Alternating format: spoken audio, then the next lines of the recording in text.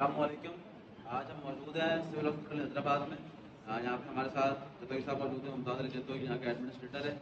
اور ایک کیس ہمیں ریفر ہوا تھا. انہوں نے ریفر کیا تھا, گارڈ ہیں یہاں کے, ان کا بچہ سی پی چائلڈ ہے, اس کے لیے اسی طرح کی ویل چیئر آتی ہے.